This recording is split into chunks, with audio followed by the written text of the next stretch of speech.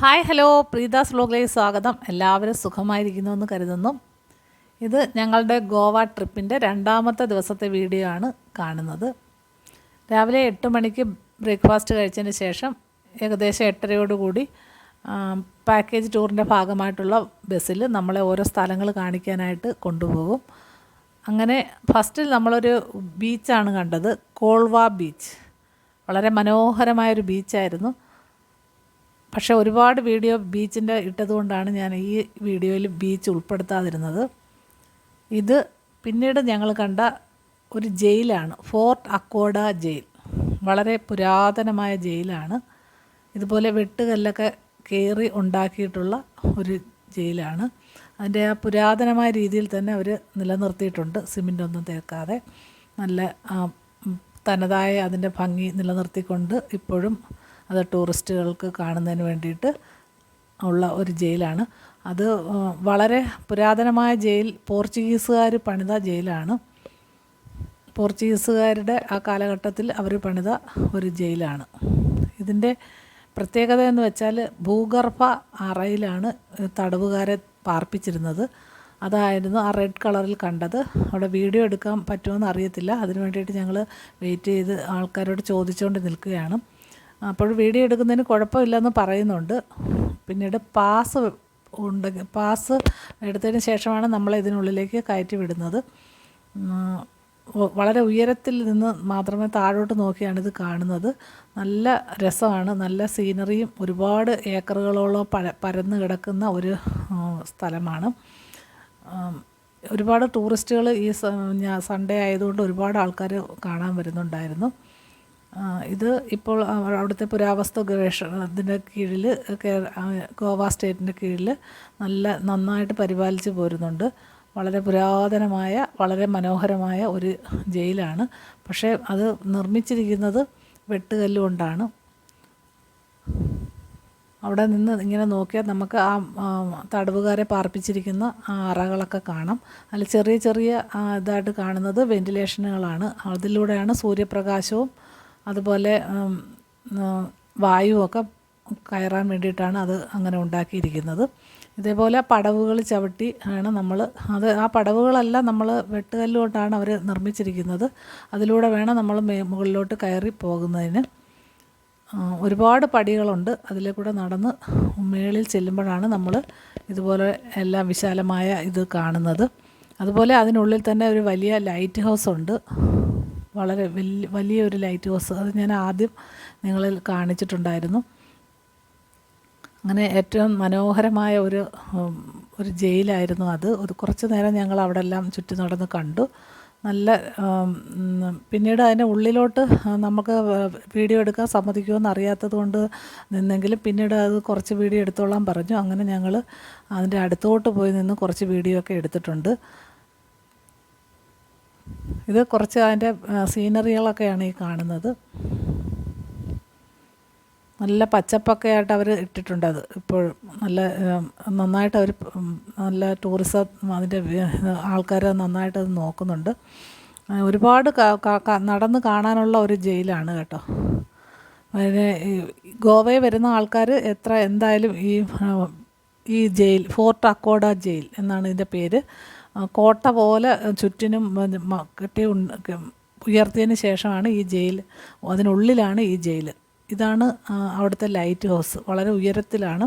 പിന്നീട് ഈ താഴെ കാണുന്നതാണ് അതിൻ്റെ ജയിൽ പുള്ളികളെ താമസിപ്പിച്ചിരുന്ന സ്ഥലം. ഇതിൻ്റെ ആ ചെറിയ ചെറിയ ഇങ്ങനെ ബോക്സുകൾ പോലെ കാണുന്നതാണ് സൂര്യപ്രകാശവും പിന്നെ വായുവൊക്കെ കടക്കുന്നതിന് വേണ്ടിയിട്ട് ഉള്ള അറകൾ. പിന്നീട് പണ്ടൊക്കെ ഇത് തുറന്നു കൊടുത്ത് ഉള്ളിലോട്ട് ആൾക്കാർക്ക് കുറച്ചൊക്കെ ദൂരം കാണാൻ പറ്റുമായിരുന്നു. പക്ഷേ ഇപ്പോൾ അവർ നന്നായിട്ടത് താഴിട്ട് പൂട്ടി വെച്ചിരിക്കുകയാണ്. ആരെയും ഉള്ളിലേക്ക് കയറ്റി വിടുന്നില്ല. ഒരു ആൾക്ക് കഷ്ടിച്ച് കടന്നു പോകുന്ന അത്രയും ഉള്ള വിസ്താരം മാത്രമേ ഉള്ളൂ അതിൻ്റെ എൻട്രൻസിന്. ഇതിലൂടെയാണ് ആൾക്കാരെ ഉള്ളിലേക്ക് കടത്തി വിടുന്നത്. അതൊക്കെ ഇപ്പം പൂട്ടിയിട്ടിരിക്കുകയാണ്. അവിടെ സ്റ്റെപ്പുണ്ട്, താഴോട്ട് സ്റ്റെപ്പിലൂടെ ആ ഉള്ളിലേക്ക് തടവുകാരെ കയറ്റി വിടും. അത്രയ്ക്ക് കഠിനമായ ശിക്ഷകളാണ് അന്നത്തെ കാലത്ത് നൽകിയിരുന്നതെന്നാണ് പറയുന്നത്.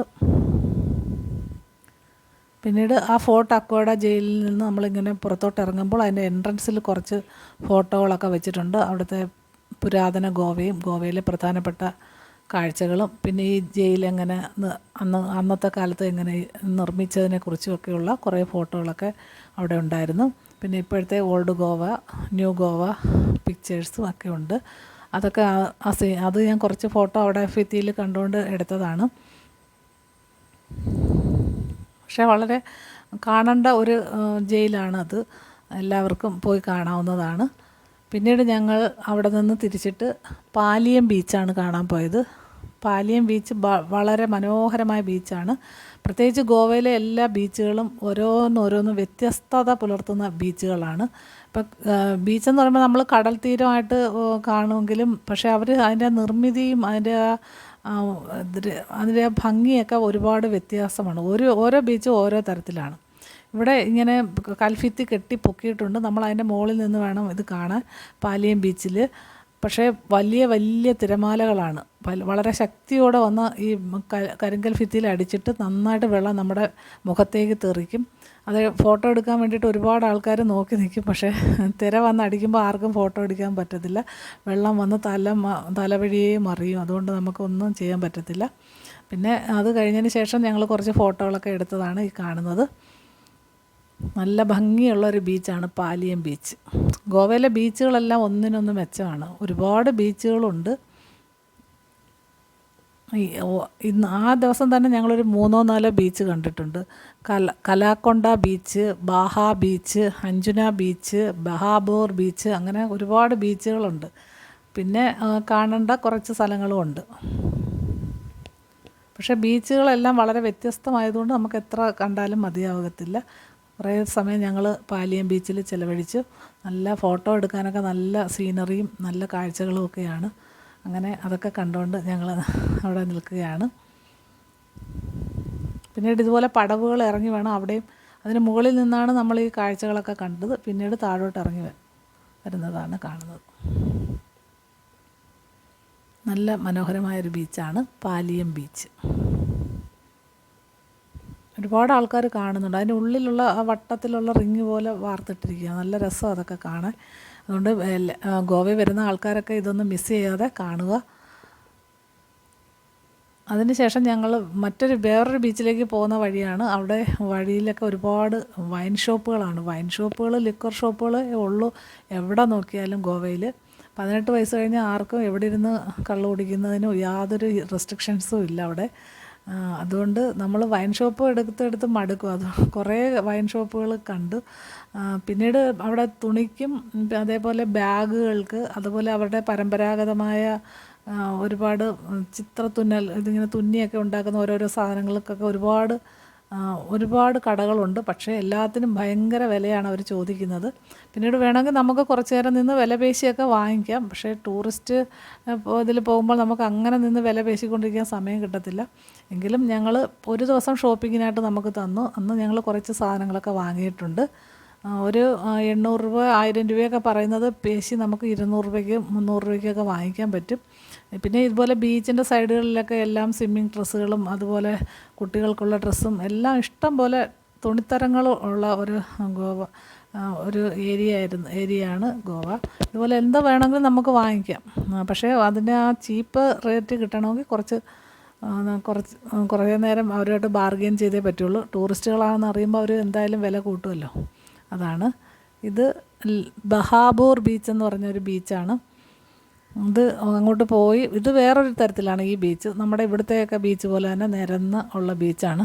എനിക്ക് തോന്നുന്നു ഇവിടാണ് കൂടുതലും മലയാളീസ് കുട്ടികളൊക്കെ വരുന്നവർ ചിലവഴിക്കുന്നത്. ഇവിടെ ഒരുപാട് ഫുഡ് കൗണ്ടറുകളും താഴെ ആൾക്കാരെല്ലാം ഇരുന്നിങ്ങനെ ഭക്ഷണം കഴിക്കുന്നതൊക്കെ കാണാൻ പറ്റും.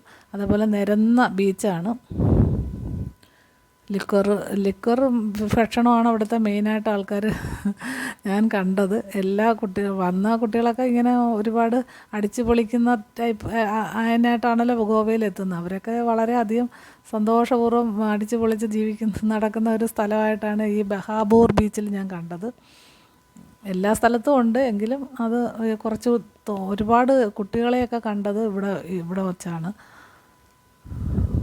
ടൂറിസ്റ്റുകളും അതേപോലെ കോളേജിൽ നിന്നുമൊക്കെ വന്നിട്ടുള്ള ഒരുപാട് ആൾക്കാർ അവിടെ ഉണ്ടായിരുന്നു. പിന്നെ ബീച്ചുകളൊക്കെ ഒരുപാട് കണ്ടതുകൊണ്ട് ഞങ്ങൾ കുറേ ബീച്ചിൻ്റെയൊക്കെ അത് കട്ട് ചെയ്താണ് കാണിക്കുന്നത്. ഇതുപോലെ വെറൈറ്റി മാലകളൊക്കെ ഒരുപാടുണ്ടായിരുന്നു. നല്ല രസമുള്ള മാലകളാണ്. ഞങ്ങളും കുറച്ച് മാലകളൊക്കെ വാങ്ങിയിട്ടുണ്ട്. അതുപോലെ എല്ലാത്തിനും ഭയങ്കര വിലയാണ് പറയുന്നത്. പിന്നെ നമുക്ക് കുറച്ചൊക്കെ പേശി വാങ്ങിക്കാം. അങ്ങനെ ഞങ്ങൾ മാലയുടെ ആ സെക്ഷനിൽ കയറി കുറച്ച് മാലകളൊക്കെ കളക്ട് ചെയ്യുകയാണ്.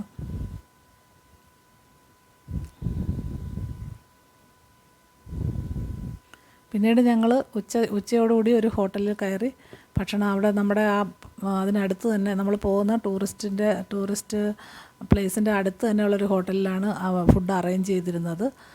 അങ്ങനെ എല്ലാവരും ക്ഷീണിച്ച് ഉച്ചയ്ക്കുള്ള ഫുഡ് കഴിക്കാനായിട്ട് ഇരിക്കുകയാണ്. ഇതൊരു ഫിഷ് താലി ആയിരുന്നു.